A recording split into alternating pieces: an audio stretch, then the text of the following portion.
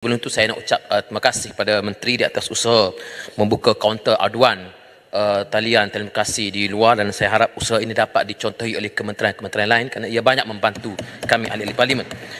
Menteri, saya mendengar dengan teliti jawapan daripada Menteri. Ia begitu cantik di atas kertas dan juga polisinya, tetapi apabila tiba kepada pelaksanaan ternyata ia tidak begitu, Menteri. Apabila kita melihat bahawa terdapat gangguan khususnya daripada MC-MC terhadap kandungan-kandungan yang tidaklah dilihat menyentuh 3R. Contohnya saya boleh sebutkan beberapa posting, saya boleh beri secara bertulis kepada Menteri bagaimana beberapa posting, contohnya apabila mengaitkan PKR dengan Liberal International, posting itu disekat dan penggunanya mendapati ia merupakan legal request from MC-MC.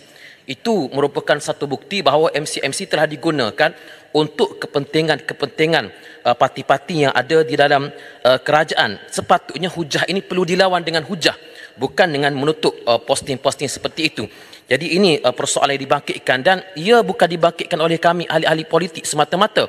Saya sebut contoh, pada bulan Ogos yang lepas, 8 wartawan veteran menegur SKMM jangan berlagak macam abang besar. Begitu juga pada 9 Oktober yang lepas, bekas pengarang kanan Akhbar Utusan Malaysia Datuk Zaini Hassan menyatakan sekarang merupakan zaman gelap media. Jadi saya faham hasrat Menteri bagus, tetapi penyampaian kepada SKMM dan juga ke bawah itu saya bimbang tidak sampai hasrat murni tersebut. Dan satu lagi Menteri, Harakah telah pun menyampaikan surat rayuan terhadap tindakan 2 hari lepas. Saya fikir kalau Menteri boleh isytihar dalam Dewan ini satu tindakan yang bagus. Terima kasih Menteri. Yang Berhormat Menteri, jawab. Terima kasih sahabat saya Pak Simas. Memang kalau kita lihat sebenarnya MC-MC menerima aduan daripada pelbagai pihak tentang sebarang perkara dalam media sosial. Dia tidak hanya seperti jawapan saya tadi menyentuh tentang perkara 3R, tetapi sebarang konten yang boleh dianggap ditafsirkan sebagai jelek dan berpandukan kepada Akta 588, Seksyen 233 sebagai contoh. Jadi dia bukan hanya merujuk kepada 3R. 3R itu lebih kepada isu yang dibangkitkan, contoh melibatkan institusi raja, agama dan perkauman. Tapi tambahan kepada itu ada juga kandungan yang boleh diambil tindakan berlandaskan Seksyen 233 Akta 588. Jadi mungkin yang dimaksudkan oleh Yang Berhormat itu mungkin pihak MC-MC ada menerima aduan daripada orang awam tentang apa-apa perkara, dan suka saya maklumkan sebenarnya sesiapa yang ada menerima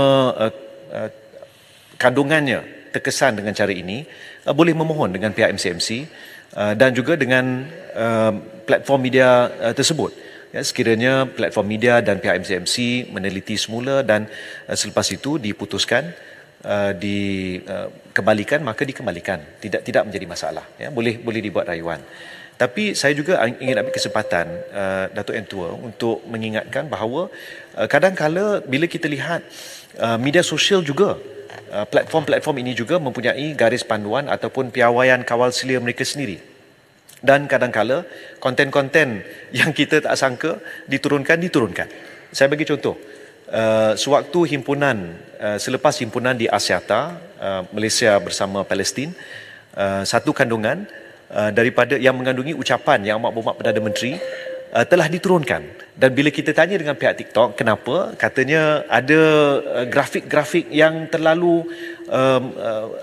macam berdarah dan sebagainya. Bila pihak MC-MC dan saya sendiri meneliti video tersebut, dia tidak ada langsung image yang grafik yang keterlaluan. Jadi bila kita rujuk balik dengan pihak TikTok, akhirnya mereka putuskan boleh dinaikkan semula. Cuma saya nak maklumkan kepada Dewan Yang Mulia ini berkait apa yang Berhormat Pak Simas sebutkan tadi. Saya difahamkan pihak Harakah akan menghantar surat rayuan dan kita alu-alukan, dan saya akan bincang dengan pihak Jabatan Penerangan kerana yang ingin saya tegaskan di sini ialah etika kewartawanan. Ya, kita sedia seperti Perdana Menteri sebutkan hari itu, dia sedia untuk memaafkan, ya, dan tidak menjadi masalah. Isunya ialah dan ini tidak terpakai hanya kepada Harakah tapi kepada semua. Tadi saya sebut tentang kod kandungan yang boleh kita muat turun, tapi selain dari itu etika kewartawanan. Ini yang ingin kita tegaskan kerjasama dengan semua rakan-rakan media, termasuklah para veteran yang disebutkan tadi. Cuma saya berpandangan berbezalah. Seperti yang saya sebut, kalau mungkin di zaman-zaman sebelum ini, 8 orang veteran ni kalau mereka berkhidmat, kalau zaman-zaman sebelum ni, mungkin selepas mereka mengeluarkan kenyataan itu, pelbagai tindakan diambil. Tapi hingga ke hari ini, mereka bebas dan terus boleh bersuara. Dan kita terima pandangan dan kritikan mereka. Terima kasih.